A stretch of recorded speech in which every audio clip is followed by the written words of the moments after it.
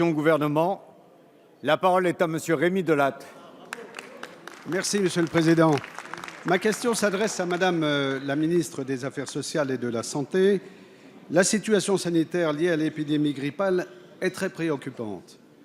Alors que le pic épidémique n'est pas encore atteint et malgré le professionnalisme et la disponibilité des équipes soignantes, on déplore de lourds dysfonctionnements avec des services d'urgence saturés. Bien sûr, ceci nous interroge et nous inquiète en termes de prise en charge des malades, en particulier les personnes âgées, et au-delà de l'organisation hospitalière dans sa globalité. Cette situation doit vous conduire, Madame la ministre, à plus de modestie.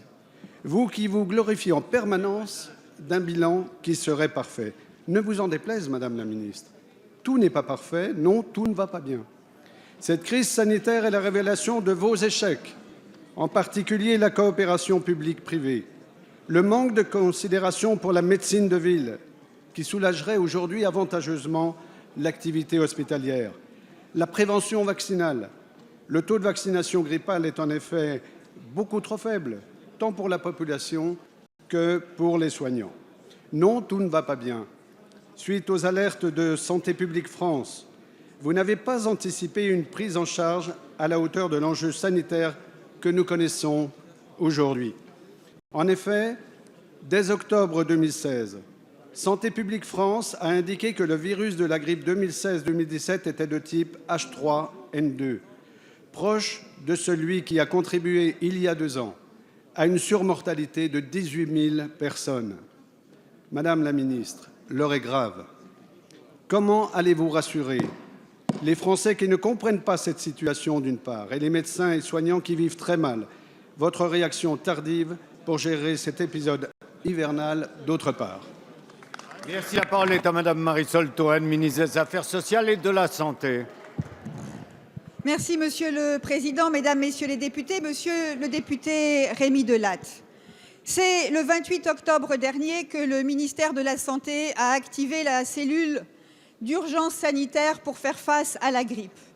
Et nous avons adressé des recommandations régulièrement aux médecins libéraux. Nous avons travaillé avec l'Ordre des médecins et nous avons adressé des instructions aux hôpitaux pour que, semaine après semaine, en fonction de l'évolution de la grippe, les mesures nécessaires soient apportées. Plusieurs hôpitaux, près de 90, ont mis en place des mesures spécifiques avant Noël pour répondre à l'afflux de patients. Aujourd'hui, quelle est la situation? Il n'y a pas davantage de personnes aux urgences car nous atteignons le pic de l'épidémie. En revanche, une personne sur 2 de plus de 65 ans qui va aux urgences pour la grippe doit être hospitalisée. Et il s'agit donc de garantir qu'il y aura des lits disponibles dans les jours qui viennent et dans les semaines qui viennent. C'est pour cela que j'ai demandé aux hôpitaux de garantir que les actes qui ne sont pas urgents seraient reportés, déprogrammés, pour que les malades continuent d'être accueillis dans de bonnes conditions. Mais je vous le dis, Monsieur le député, les hôpitaux répondent présents. Le système de santé fait face à la situation et toute personne qui a besoin d'être soignée l'est et toute personne qui a besoin d'être hospitalisée peut l'être.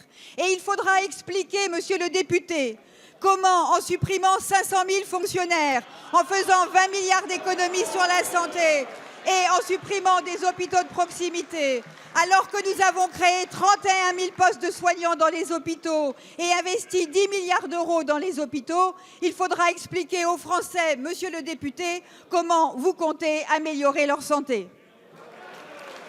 Merci Madame la ministre.